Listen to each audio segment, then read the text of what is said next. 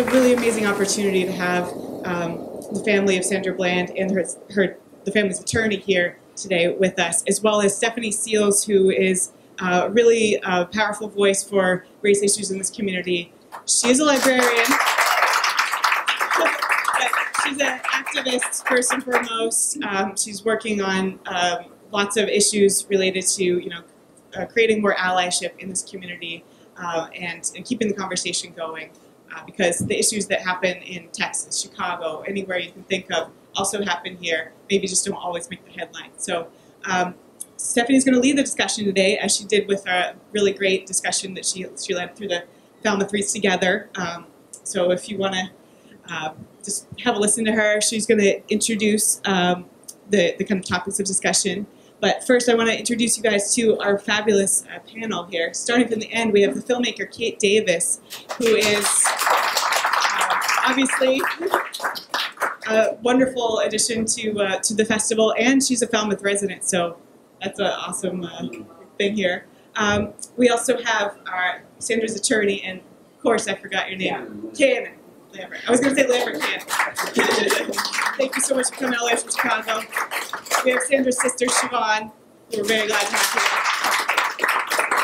Her mother, Geneva, and a good family friend and a candidate for the District 1 U.S. Congressperson, Shirley McKellar.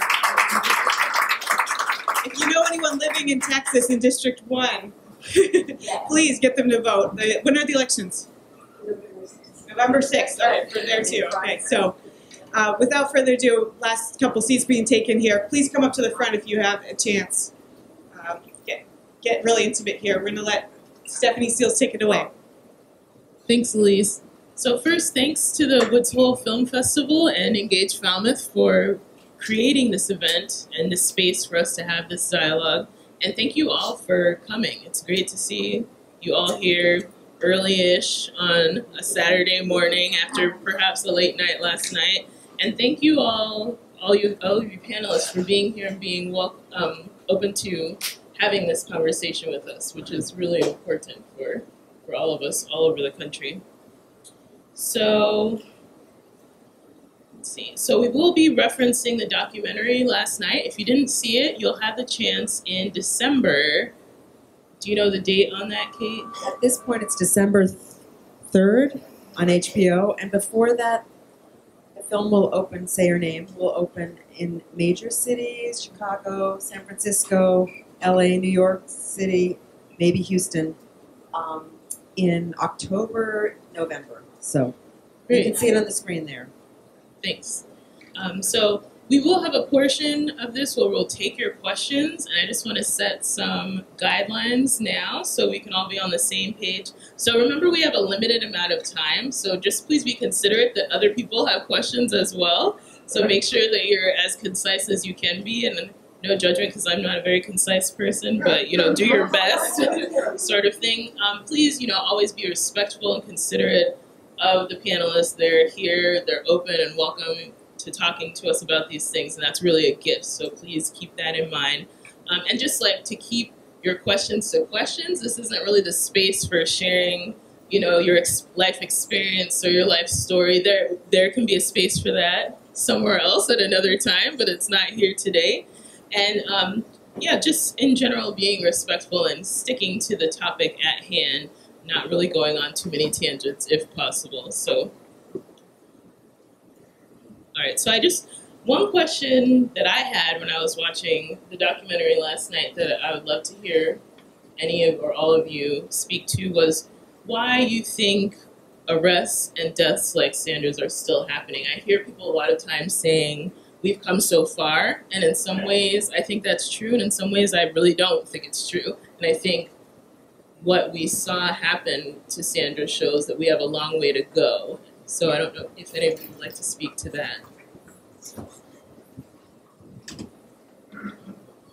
I think that deaths like Sandy's is still happening because nobody is standing up and standing in the gap for someone else. So when you have situations like Sandy's, a lot of people said, oh my gosh, she should have just been quiet. We just want her to be quiet, to stop talking. Well, if she stops talking and say she made it out of that situation, what about the other young ladies who could have possibly gone through that situation and now they are gone too because they had nobody to look up to or say, I can talk.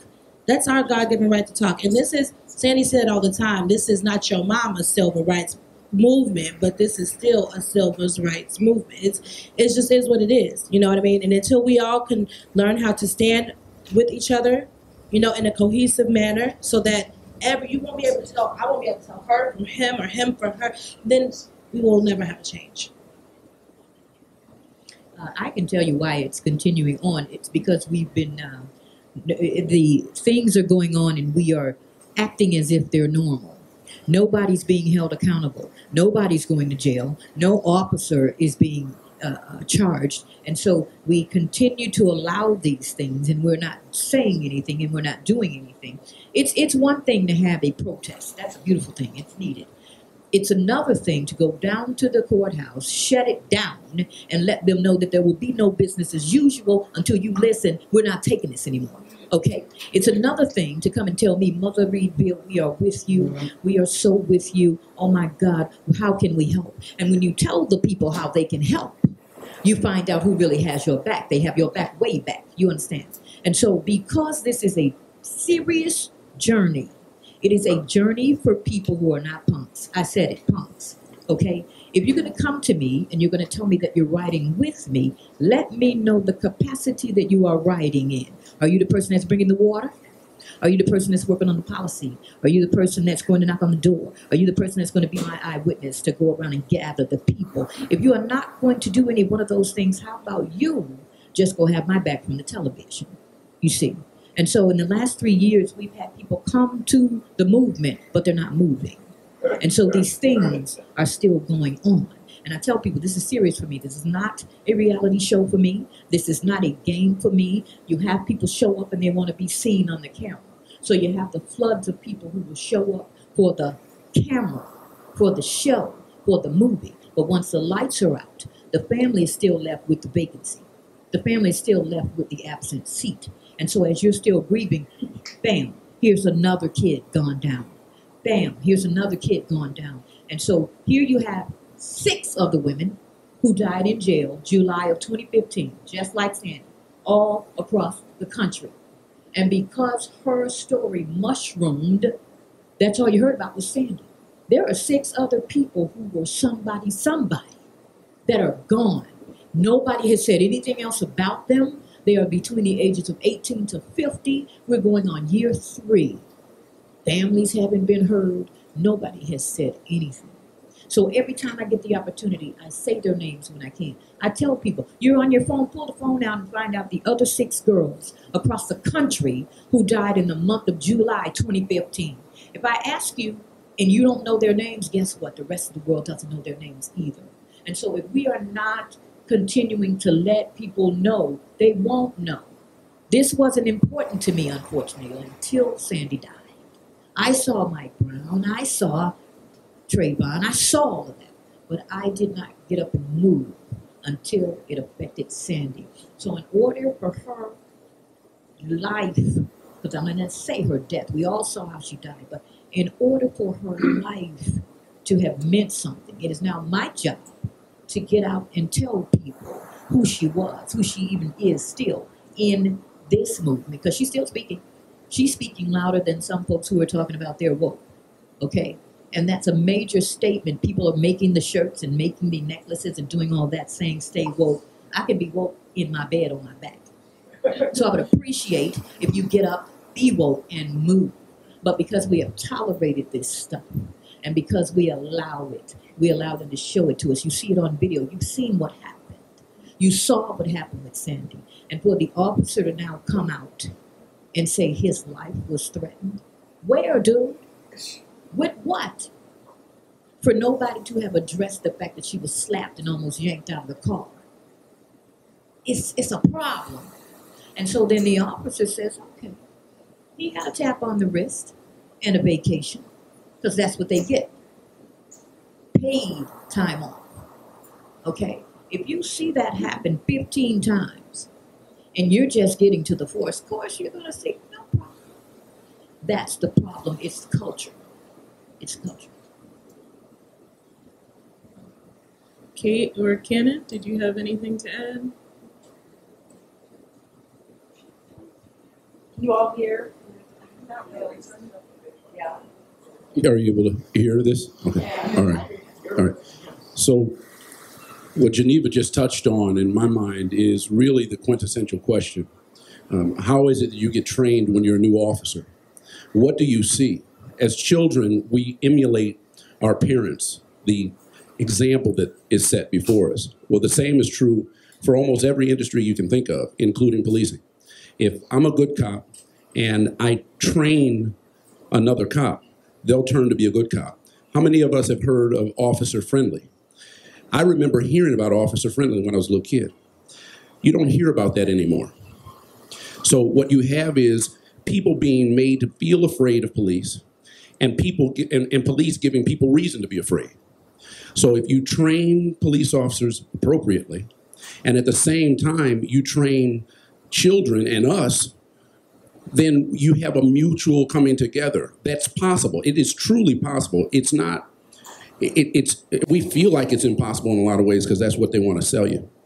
But it really is political, and there's a really simple fix to it. It really comes down to municipalities are governed by mayors or whatever you refer to as your top municipal person. They're the individuals that interact with and negotiate with FOPs.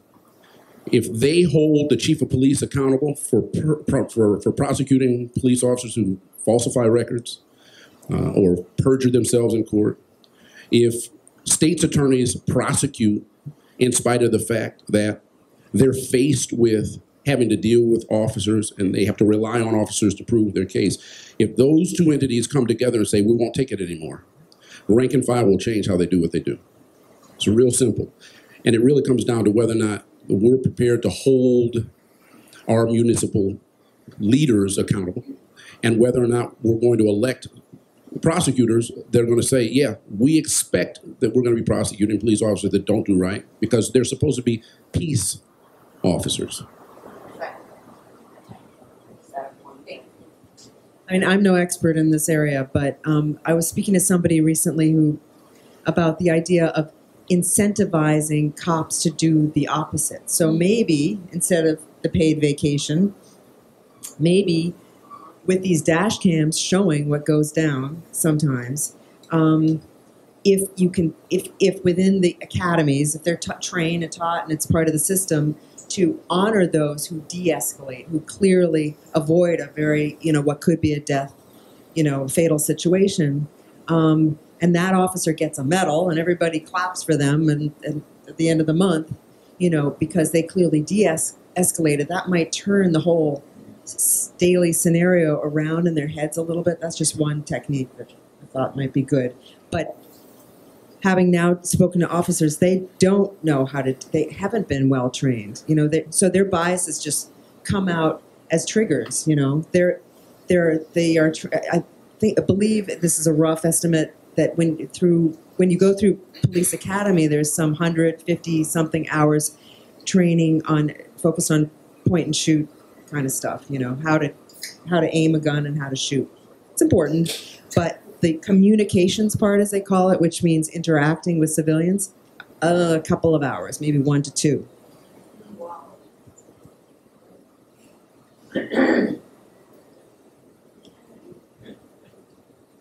First, I want to say good morning to each of you, and I want to say thanks to the Sandra Bland family for allowing me this opportunity to sit on the panel with them, as well as Kate. The one thing that I took away from the film, it was very powerful, and that was the message from Sandy, and she said, my white people, you need to have more black friends. My black people, you need to have more white friends. So I think that we have to be more culturally sensitive to one another. Once we get to know each other, then we can work with each other better. We can enjoy each other's life better. And so that was a message that I will take back all over Texas, because I was born and bred in Texas, and I've seen so much of this in my life in Texas growing up. I came from a very political family, a family that worked in civil rights, and so I saw a lot of what I saw with Sandy. And 3 years ago, when I first heard about that, it broke my heart. And so every single day, I will work for what Sandy is telling us from her grave, that we all have to work together as a team to make this life much better. Thank you. Thank you for those answers. Can you all hear me? Okay? Okay. A couple of things that I have questions about that just came out of what was just said. One, what you were saying, Geneva, about caring now that it's touched you personally. I was just talking to my friend last night after the film, and she had recently gone to the African American History Museum in DC, and there's an exhibit about Emmett Till, and she learned that Mamie Till said that she didn't care about these things until it happened to her son. And I see that so much, trying to get people to get active and motivate people to act. Does anyone have any thoughts on how we ourselves can learn to care about things that we don't think are touching us personally, and how to inspire others when people are so often waiting for it to actually touch their life personally? I would just say you cannot teach empathy. You cannot teach compassion. You cannot train away racism. You cannot teach what's really necessary to be in this game. You have to have that automatically. You have to have that compassion for someone. You have to care about people, period. That's just it. I can't teach you how to love her. I can't teach you how to respect her. That's something that's in here. And so the problem, it's a matter of the heart. That's to start with, okay? It's a matter of the heart. And so until we learn that we need to work on self first, you're not going to be able to step out here and tell anybody how to get involved with this movement if you're raggedy yourself. And so what I always tell people is, don't come to me faking. If you are angry, if you are toxic, if there's something going on in your own life that is not going to allow you to see the pain that people suffer going through this and the assistance that is needed, don't come over here. You're not a part of this movement. And I mean that very seriously. Because if you do not care passionately about the loss of life, you will not pursue what it takes to shut it down. We're all going to leave here one day, absolutely. But the way that we're leaving in these vicious cycles, you can't teach and train empathy. You can't. All you can do is walk the walk. And so what I've done over these last 3 years, I was a licensed minister for 10 years before Sandy died. So I already lived the life. I'm not just playing games here. My lifestyle is one of faith. So even though this happened in my family, I still continue to live out my faith before the people. And so the worst racist that you would ever see in the history of KKK has the ability to change if the heart is made softer and if they are pricked by what they see. And at the end of the day, there is a time and a purpose for everything.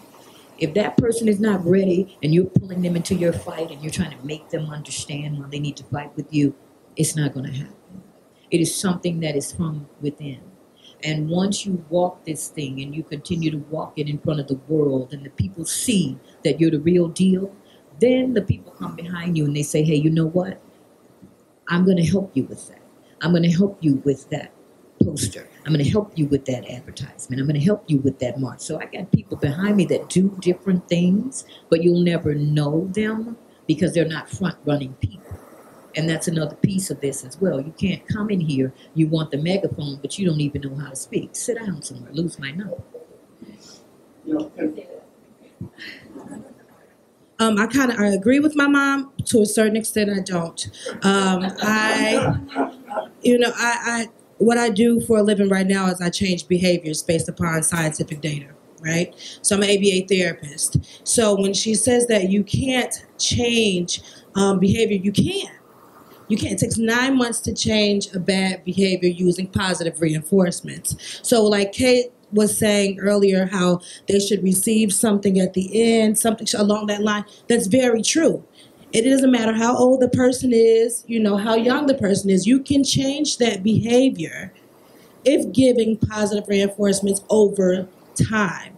So, if you have somebody who is trained differently or who don't understand, you can help.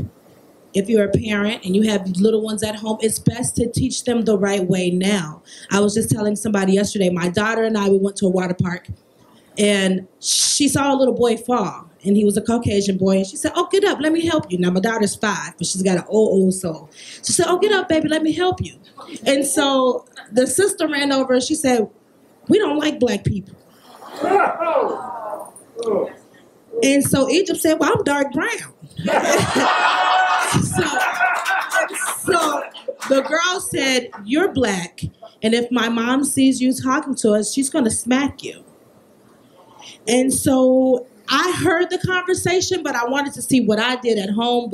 Did I train my child like she's supposed to be trained? I wanted to see how she would handle the situation. So she looked at the girl, and she looked at the boy, and she said, "Well, are you okay?" She looked at the boy and said, "Well, are you okay?" And the boy didn't say anything. And so she said, "Okay."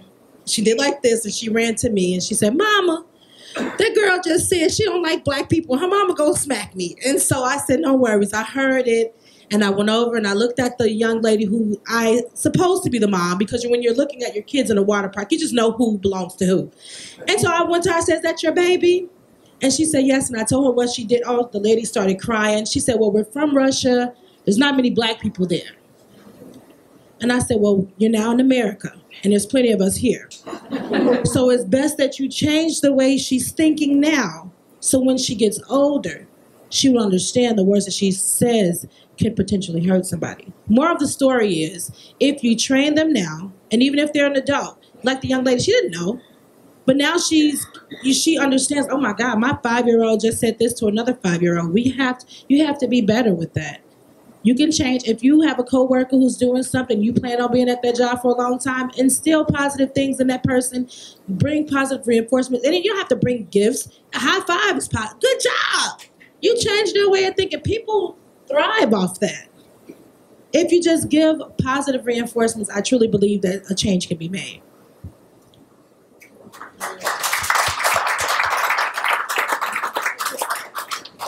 So the original question, what do we do to help to try and create empathy and foster sympathy, right? That's why this film was so powerful. What this film did, what great filmmakers do, is they help us to truly see. I can't do that. We can't do that. They sure did. And when it comes to us individually, if we have an appetite for that, like the folks I'm looking at, like this is success. 8 o'clock in the morning, 10 o'clock in the morning is success. You're not thinking of it that way. You have an interest, right? You feed them. You know how I know? I watched it. When they struggled with very intimate pain, you feed them. You're the gasoline in their car. So when you do what you do, first honor yourselves, and then realize that the person that's next to you, your friend, your neighbor, you have influence over, and share a little bit. And what that does is it opens people's eyes, and it opens their appetite to greatness. That's how you do it. Thank you.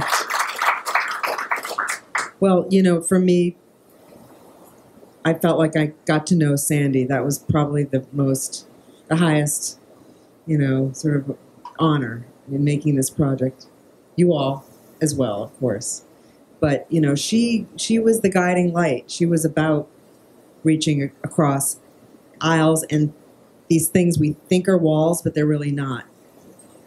So you all said it, and I really agree. And that's, in a way, what I've been trying to do for 20 years with films, and with different groups, and it doesn't matter in a way what the other, group is. If you can get people to change, it's all sort of working together and thematically, then, if you change them in one little area about one person, one story in this case, oh, there's a human being behind that. This is not just the statistics. It is hard to relate to statistics. There's, how many of us understand what it's like to be Syrian right now, really understand? So if you can pull people into a realm of embracing the other, that quote unquote other, in a way that they might not expect in any walk of life with any group, then it's going to affect how they, respond to the world and at large. So Sandy happened to be a particularly forceful, passionate, articulate, charismatic visionary. So she can do it better than a lot of people, but she certainly speaks for all of us. I want to say that we have to commend Vaughn for her great work that she has done in rearing her child. Let's give her a round of applause for that. That was amazing. That was amazing. So if we know a 5-year-old can do that, there's enough people right here in this room that can make the change by going out there and touching those 5 people that we have influence over. We can change the world. If Harriet Tubman changed the world that she was in, what can we do with technology and all of us together? Wait, thank you. Another question that came to me out of your answer, Cannon, 2 questions ago about police training is how do we get these trainings, and what Kay was saying, how do we get these trainings to be more effective, more focused on communication and de-escalation? Where and how do we apply that pressure to the municipalities that you were mentioning, if you all have any thoughts on that? Right now, I'm going across the states, meeting with police departments right now. They're not my friend when I walk in the door, but they will allow me the opportunity to speak. And so what we're trying to do now is try to get a key person in there that is not afraid of change. And so we're literally, there's only 6 of us, and we're literally going around sitting in the faces of the officers, asking them if they're aware of the Sandra Bland story, asking them, do you know there are still some people who don't know the Sandra Bland story? I used to say, when people would say that to me, I'd say, now you know you're lying. If you don't know that story, you've been somewhere in a hole. But what I came to find out was people don't hear what they don't want to hear. And so if you're constantly showing me this figure every day and I'm hearing these stories every day, I have now turned numb. And so it's not just Sandra, it is now another Black individual. The name is gone. And so that's what I've experienced. I'm not talking about what I've read. This is what I have experienced. And when you go into the police departments, there is already a defense set up. When you go into the police departments, some of them that know the Bland story, immediately there is the head in command is not available. You cannot speak with this individual. And I'm not talking about a book. I'm talking about what I walk into when I go into places.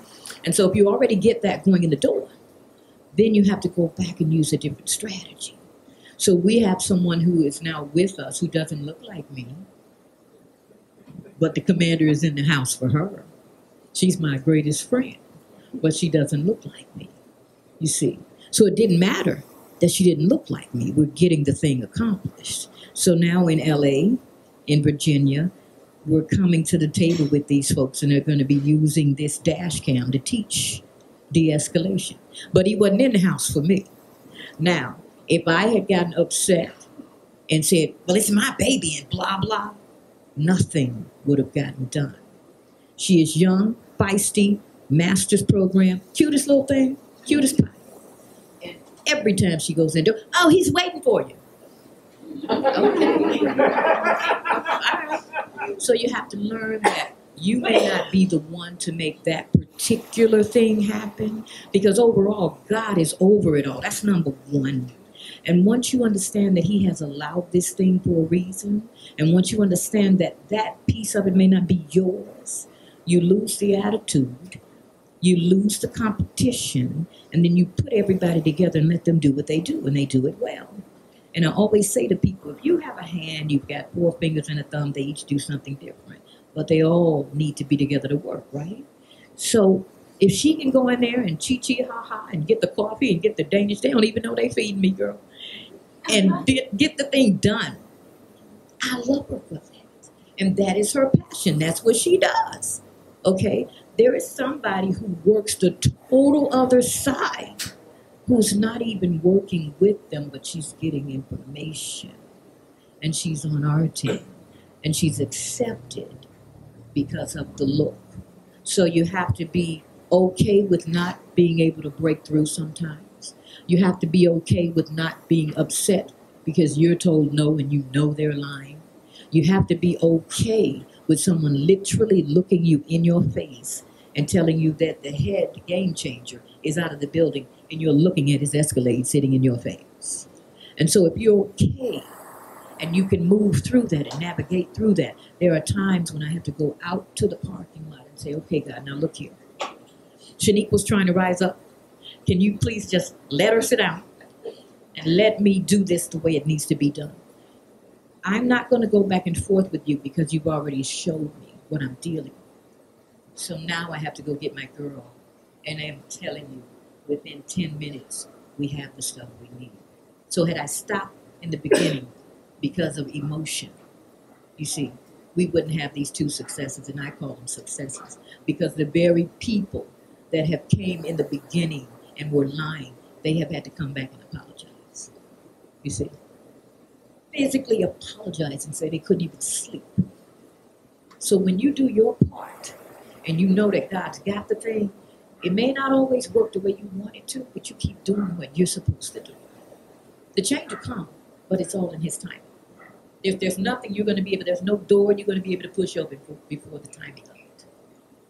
You see, that is the key.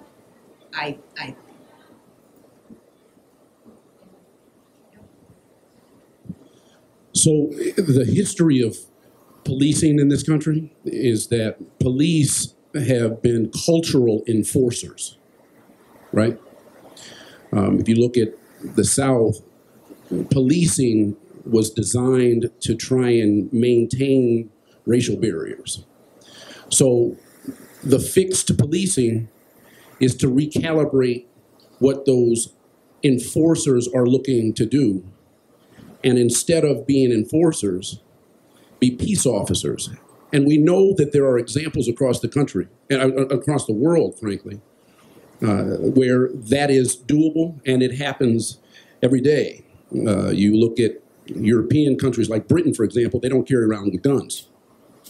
Okay, and we in this country have law enforcement, and they're indoctrinated with the notion that they have to exert force in order to maintain order. Well, we know that's not true because we know that the vast majority of people in this country don't commit crime.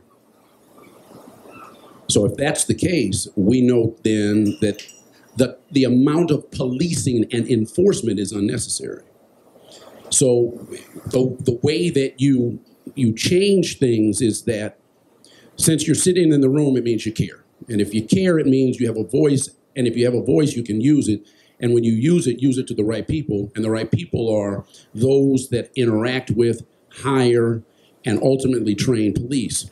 And when you train police, train them appropriately, train them to understand that they're supposed to be a part of the community. They're not supposed to be oppressive to the community.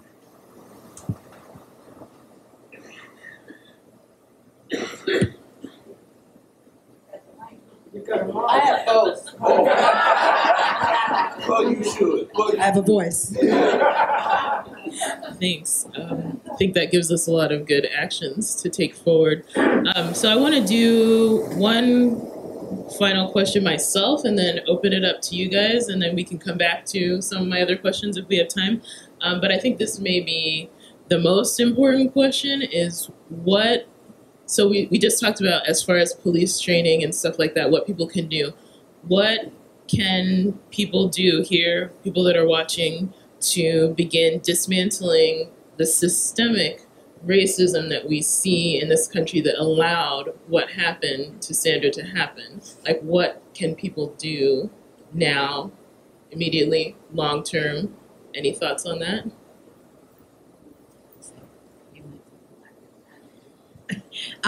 For starters, acknowledge that there is a problem. That is the beginning of it. Once you acknowledge that there is a problem, then you decide how you are going to be a part of the solution, okay? Because everybody's piece is different. But the first part of that is acknowledging. And then it's going to the neighborhood meetings. It's going to the CAPS meetings. It's going to meet the folks down at the courthouse. It's going to meet the folks at the police department and listening to their neighborhood watch information. It's finding out who your precinct captain is. It's knowing all the people who are responsible for taking care of you, where they are in their views. You watch them. You look at what they do. There's public record everywhere to tell you about these people. It's out there. Get yourself informed on who it is you're trusting to protect you. Get yourself informed on who they're really protecting and who they're not. This is stuff that I do for myself. Now, this was before the death of Sandy. Your judges, your folks that have been sitting in places for 10, 20 years, go look and see what they voted for. Go look and see what they believe in. And then you know what's really representative of you and your views. And if you don't like what you see, you step out and you go and sit right alongside them. Those meetings are public. Yeah, they may be long, they may be cantankerous sometimes, but you go and you show up. And when they see your face, they know that you care. They know that there's about to be a change coming because the business as usual is not going on. When you show up, that means you're making a statement. You may never say anything, but when they see you show up, it's like, okay, blue pants, red shirt, this guy's been here about 6 times. Watch him. I'm telling you, show up. That is my main message everywhere I go. Your voice does not have to be an echo. You can speak loud. You can speak anytime you want to, but there is a way to do what you're doing effectively. You don't have to agree with what I say. You don't even have to like me. I don't care about that. I owe no one anything other than Sandra Bland. I owe her the truth. The world needs to know what really happened to her, because this perpetuation of this narrative is incorrect. And so it is my job to make sure that the world knows this is not acceptable. And they didn't get away with it with Sandy, but they have gotten away with it with many around the world. I have spoken with many mothers who are still paralyzed, can't go to work, lost their homes, lost their possessions, because you are a different individual when you lose your baby. You're in a total twilight zone. And these mothers now have sprung up. You see them running for office. Lucy McBath, one of the mothers of the movement, son Jordan Davis, killed by a person because his radio was too loud. Okay, she now just won her congressional race, her primary in Georgia. So a lot of us sprung up and began to show up. And we're running around this country so that you see our faces. And so when you can infiltrate that stuff, it begins to change just by you showing up. You may not speak the way people think you should. You may not think that your one word is important. But if you hold it in, you'll never know the difference it could have made.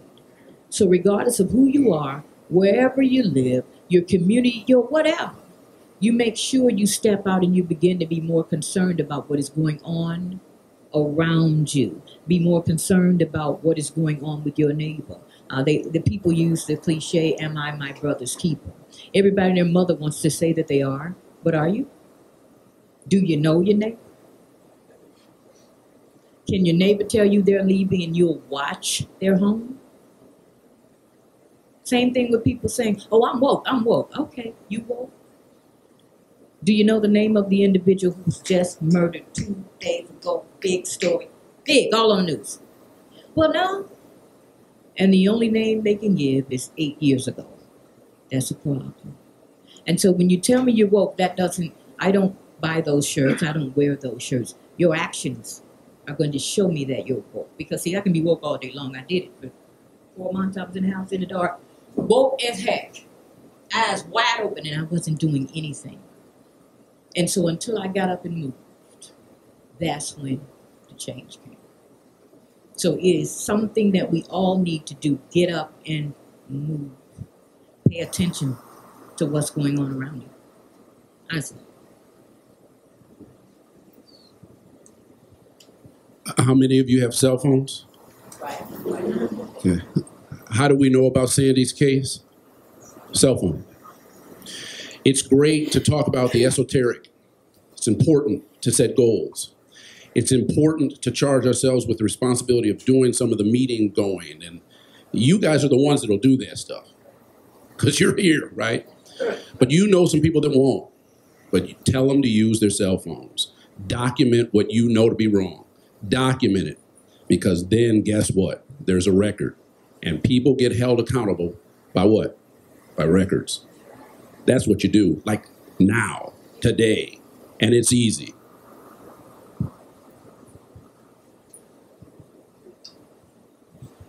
As I mentioned, I came from Texas. Many of you may know this case, the James Byrd case, where I come from that community in Jasper, Texas, where he was drugged to death. But I still have to refer back to Vaughn and the teachings that she gave to her 5-year-old. And we have to give that same teaching to our 5-year-olds and our grandchildren to make sure that this racism stops. I'm a retired United States Army officer. I'm an Iraqi war veteran. And in the foxhole, we didn't care what color you were. We didn't care what party you came from, whether you were Republican or Democrat. By the way, if there's any veterans here, I want to say thank you for your service. Raise your hands if you're out there in the audience. If you're not, I thank those who did serve. But what we have to do is we have to tear down that wall, that aisle that Kate mentioned a few minutes ago. I served the United States Army, red, white, and blue. There is no aisle. There should not be an aisle. We're all Americans, and that's what we have to recognize in this country. Thank you. So that's what's going on right now. All right, thank you for sharing. Thank you all for being here. Thank you.